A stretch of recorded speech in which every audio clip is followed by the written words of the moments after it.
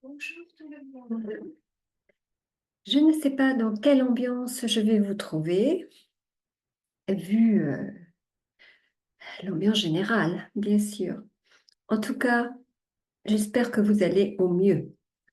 J'avais fait un enregistrement dimanche après-midi et juste avant de le poster, je me suis aperçue qu'il y avait de grosses coupures sonores. Donc, j'espère que cette fois, il n'y aura pas de coupures sonores. Je vais essayer de vérifier si le son est bon par rapport à... n'hésitez pas à... c'est pas ça, c'est le contraire.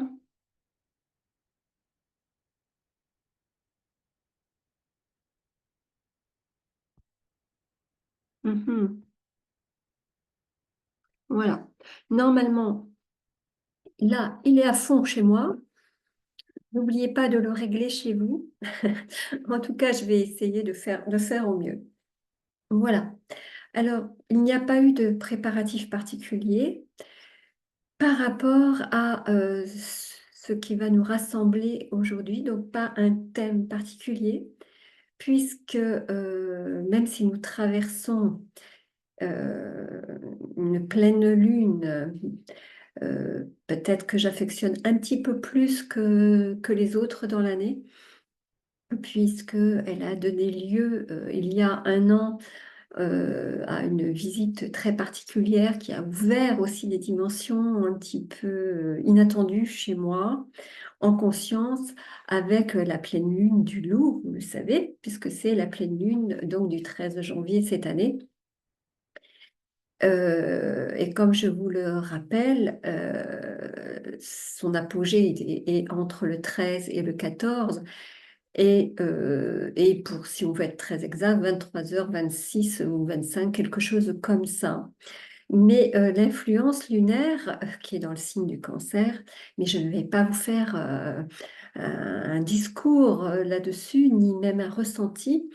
Il y a trop de choses qui circulent. Et ce qui est important, eh bien, j'ai essayé de le résumer pour ceux qui me suivent sur Facebook. Alors, je n'oublie pas ceux qui ne me suivent pas ou qui n'ont pas Facebook.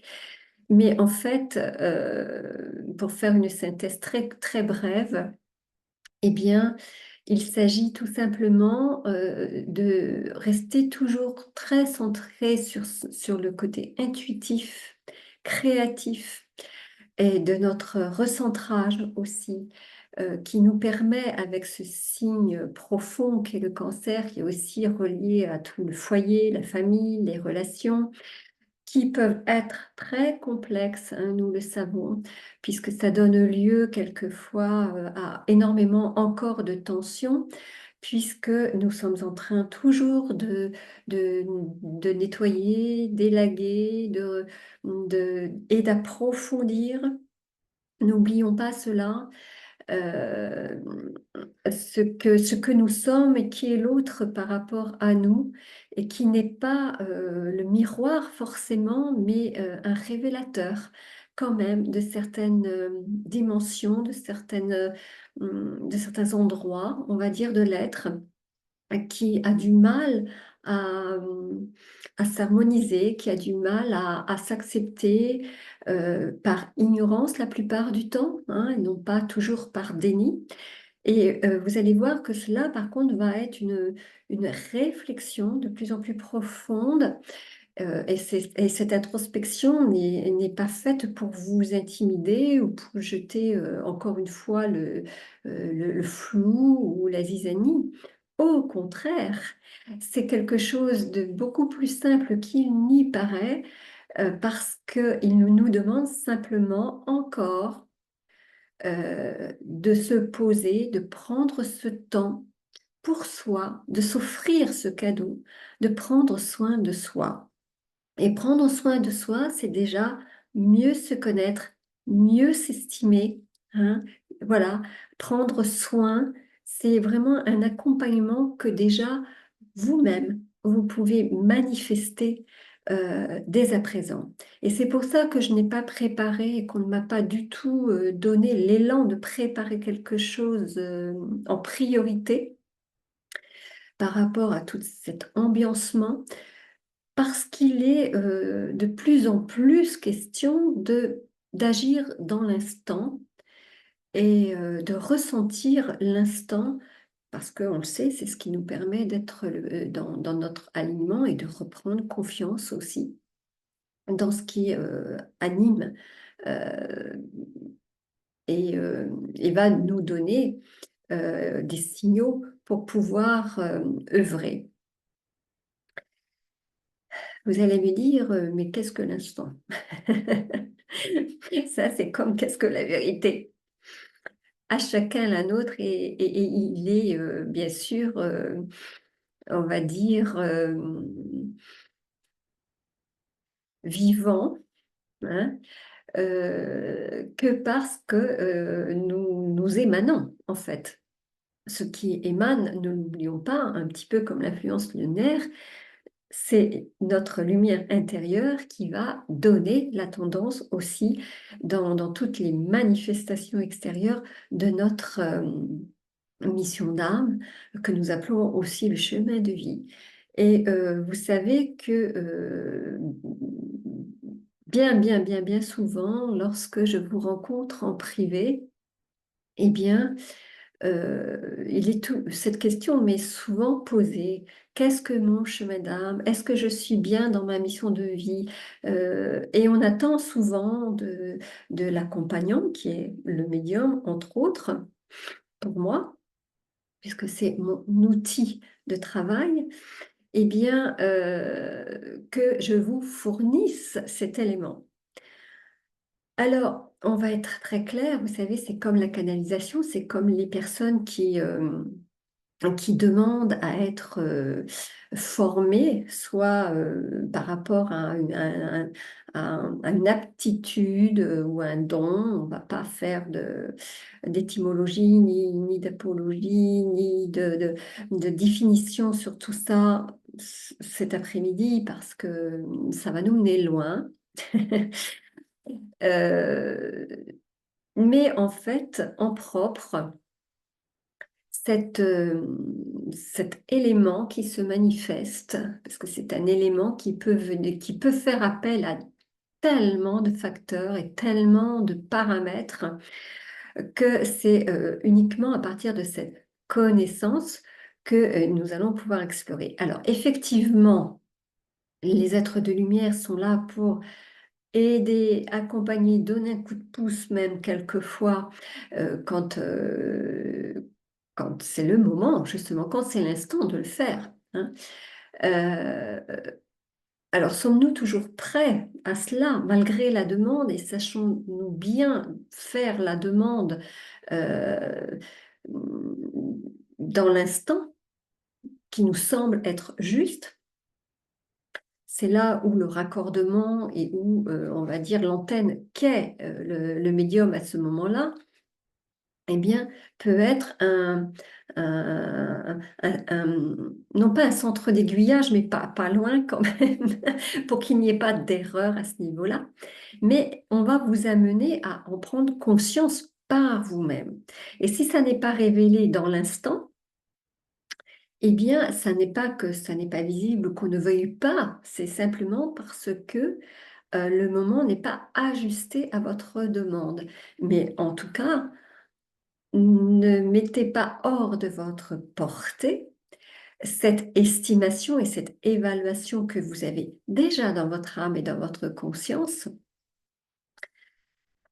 C'est juste que vous n'en avez pas l'habitude, hein, que vous n'êtes pas encore familier, pardon, avec cet état d'être, parce que là, on est vraiment dans l'être-té de l'âme, de cette partie d'âme pardon, qui est reliée justement à sa source, qui connaît, et là, il n'y a pas ce n'est pas variable, c'est constant.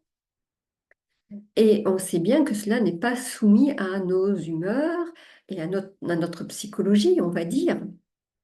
c'est vraiment euh, un état d'être où l'harmonisation est un état naturel, où votre âme ne connaît ni de trouble ni d'hésitation, hein. C'est ce qu'on appelle aussi, c'est ce qui vient, on l'a déjà nommé et évoqué plein de fois ici, c'est ce qui vient de votre inspiration par le canal de l'intuition.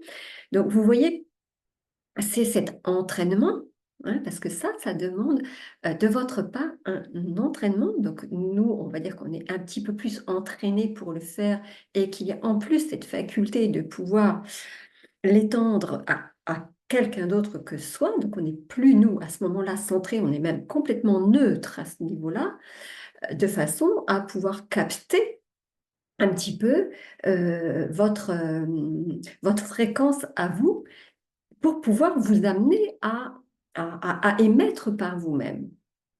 Voilà. Donc, vous voyez, cette énergie du moment, même si on est dans notre psychisme collectif et individuel énormément encore, un peu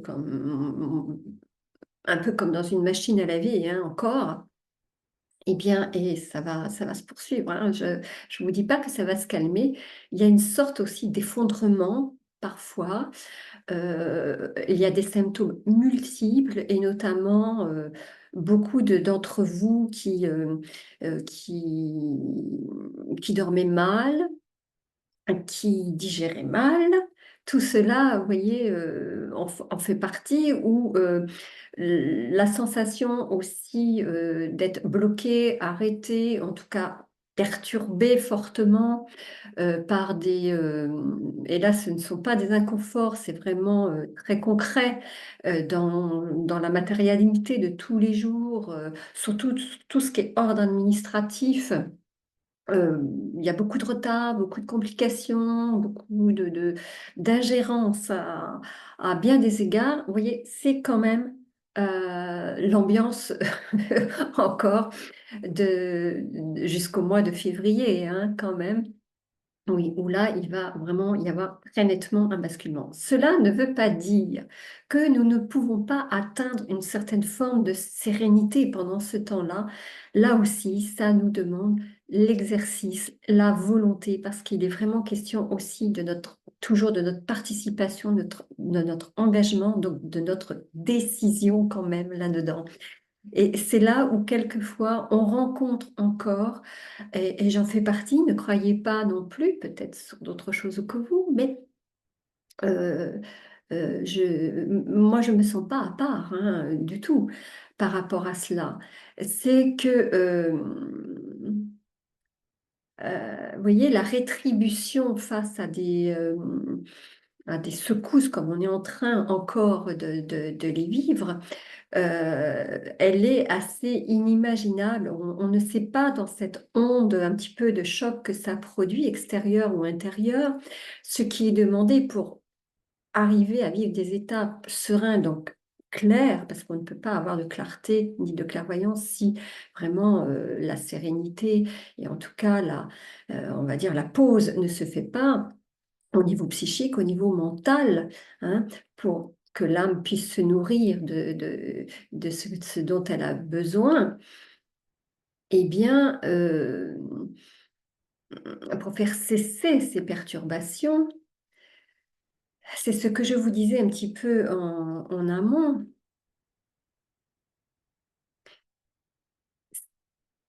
c'est, oui, il n'y a pas d'autres vocables, on va dire, c'est de laisser aller, hein, c'est ce que vous appelez le lâcher-prise, mais là aussi, il y a beaucoup d'incompréhension encore avec cet état d'être qui ne demande pas à être analysé ni expliqué, c'est tout le contraire, justement. C'est un vrai temps de pause pour se laisser conduire et faire confiance à l'univers et qui nous porte et qui n'est pas contre nous, qui est à l'œuvre avec nous et pour nous. Et en cela, on retrouve les grandes lois spirituelles que on va intégrer au fur et à mesure de notre progression pour euh, pour simplement cheminer avec la confiance et la réalisation. Et tout cela n'est pas hors de notre créativité. N'oublions pas que nous sommes dans une zone, non pas de contrôle, mais de création.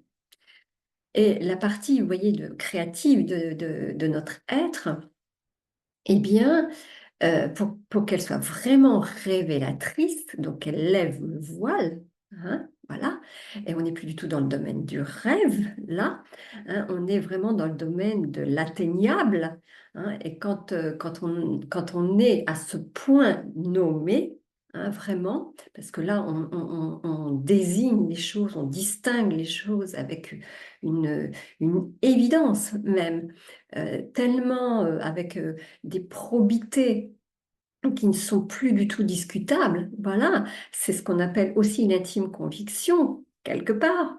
Voilà, bon, vous voyez, c'est ça euh, qui est à l'œuvre à l'heure actuelle.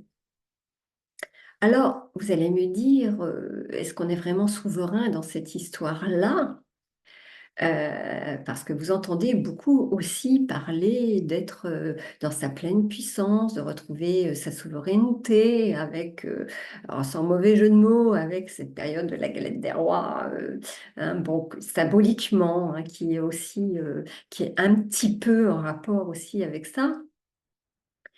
Ça me fait un petit peu sourire parce qu'il y a tellement, tellement de symbolique là-dedans qu'on ne peut pas résumer ça comme ça. Et là, pour le coup, oui, c'est un thème à lui tout seul qui est très, très, très, très large, hein. On en reviendra lors de peut-être de la Chandeleur, etc., etc. Mais en ce qui concerne ce royaume, que ce palais, ce temple que nous habitons, qui est déjà aussi notre corps, n'oublions pas que, que cette Trinité, corps, âme, esprit, n'est pas étrangère et est complètement euh, soudée, j'allais dire scellée de plus en plus avec cette effusion et cette épousaille, cette descente de lumière, parce que vous voyez, il y a vraiment aussi dans l'encodage, donc aussi dans nos conditionnements, un grand réveil, un grand révélateur par rapport à ça. Je ne dirais pas que, que tout est renversé à ce moment-là, mais les perspectives changent quand même énormément, énormément. Et c'est peut-être cette énormité qui peut encore nous emmener dans des contrées qu'on peut appeler sombres, ou en tout cas où la peur est encore actionnée et demeure à être simplement contemplée pour ce qu'elle est, considérée pour ce qu'elle est, et la laisser se transmuter évidemment en amour et confiance, hein, puisque vous savez que si on met un avant et son contraire quelque part, un côté pile, un côté face, eh bien, c'est de cela dont il s'agit. Et quelque part, il n'y a ni ombre ni lumière, il n'y a que ce qui est à lui seul. Et pour cela, les grands, la sagesse de la source qui vient activer un petit peu non pas les pantins que nous ne sommes absolument pas pantins dans cette histoire, mais nous sommes auxiliaires aussi, au même titre et co-créateurs, au même titre que la création elle-même, hein. Nous sommes totalement esprit aussi dans cette aventure, ou cette odyssée, appelez-la comme cela résonne en vous. Mais voyez-vous, euh, nous sommes vraiment dans cet espace où le lumineux, pour lui donner un nom, est en train de transformer et d'œuvrer avec une... j'aimerais qu'on me souffle le mot. Et vous voyez, là aussi, il est question de respirer, d'insuffler tout cela et, euh, et d'exprimer la joie, parce que vous voyez, ça ne peut être que dans ces naissances multiples. Et naissance, renaissance, hein. Vous savez que bon, on met beaucoup en avant le chiffre 9 aussi avec ce portail et cette année 2025, etc., qui est à la fois la fin, enfin la clôture de quelque chose, d'un cycle en tout cas, mais en même temps, eh bien, l'ouverture vers un autre, avec toutes ces portes qui vont ne pas manquer si on sait ouvrir, hein, la l'image qui me vient, c'est évidemment euh, les oreilles, les yeux, tous les sens subtils qui à ce moment-là sont les premiers à être sollicités, hein. Donc tout cela, voyez-vous, c'est une grande, grande œuvre, on le répète très souvent, de rassemblement, et c'est un grand, grand rappel encore et un grand appel aussi pour certains. Donc, chacun va y apporter dans cette espèce de symphonie un petit peu, parce que j'entends beaucoup, beaucoup le monde angélique et les archanges qui se rapprochent, vous voyez, dès que je prononce ces mots-là. Et innombrables, innombrables, innombrables. J'entends, voilà, nous ne pouvons pas les compter, nous ne pouvons pas les nommer, parce que je crois qu'à chaque instant est créé quelque chose de différent et de précis dans cette ordonnance qui est menée. Et bon, nous ne sommes pas le chef d'orchestre, hein. Nous sommes simplement des notes dans cette partition. Et on nous demande vraiment de symphoniser tout cela. C'est très beau à entendre quand ça parvient jusqu'à nous, et à voir aussi. Et ça, de plus en plus, et pendant que je vous parle, je, je sens que ça travaille au niveau auditif, mais alors quelque chose, waouh, waouh. Que ça, je me prends là un- non pas un accélérateur cardiaque, je peux pas décrire, je n'ai pas les mots pour ça, tellement, mais ça, c'est un peu euphorisant quelque part. Euh, mais j'ai quand même bien les pieds sur terre en même temps. Voilà, c'est extraordinaire ce raccordement qu'ils font sans que, vous voyez, sans que moi, mon mental soit en train de vouloir quoi que ce soit. Ça vraiment, ça dépasse vraiment l'entendement communément humain, on va dire. C'est là le extraordinaire. Voilà, voilà, c'est là, c'est ça. Et je n'ai pas, je n'ai pas peur, et je suis même empressée de vous dire que ce que je vis là, vous le vivrez aussi. Et nous sommes de plus en plus nombreux, je le crois, et je le sais aussi. Voilà. C'était un petit peu précipité tout ce que je viens de vous donner ici. Alors je vais redescendre. Je vais redescendre parce que vous voyez là, on m'a fait monter en gamme, hein. Et je vous remercie de votre présence ici. Et n'oubliez pas de manifester votre présence euh, par rapport à cet élément qu'est YouTube. Et vous savez qu'il ne fonctionne bien qu'à partir du moment où vous laissez des commentaires, où vous mettez des petits pouces, où vous vous manifestez. Nous en avons beaucoup besoin euh, pour, euh, pour soutenir ce travail, hein. Alors, vous le savez aussi pour ceux qui ont la chance d'être aussi parmi nous en Eure-et-Loire en ce moment où je prolonge mon séjour, allez sur le site du Lotus Éveil des Sens de mes amis Evelyne et Kevin, hein. à Brou. Nous nous réunirons le 2 février pour un atelier euh, je ne me rappelle plus du thème, vous voyez, sur le coup, mais bon, allez-y, vous verrez ou je vous le mettrai en dessous la vidéo. J'entends qu'il ne faut pas que j'oublie, mais ça fera peut-être l'objet de la prochaine vidéo.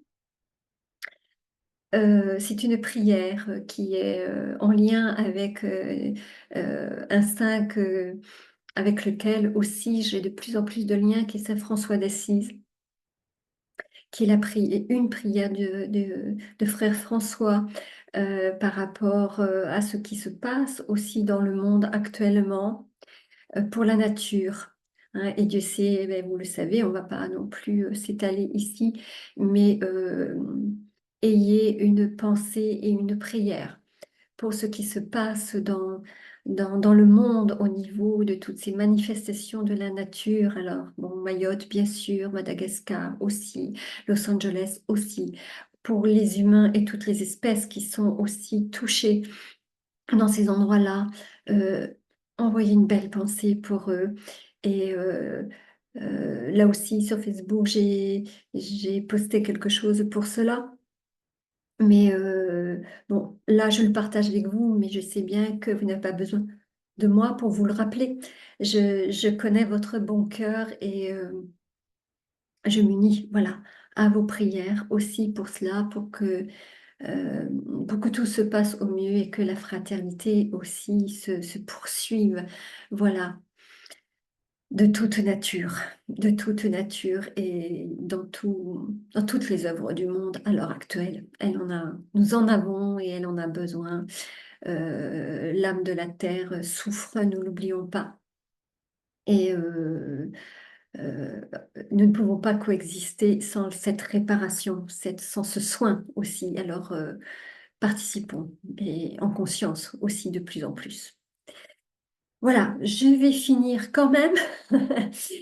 Je vous remercie et je vous dis à très vite.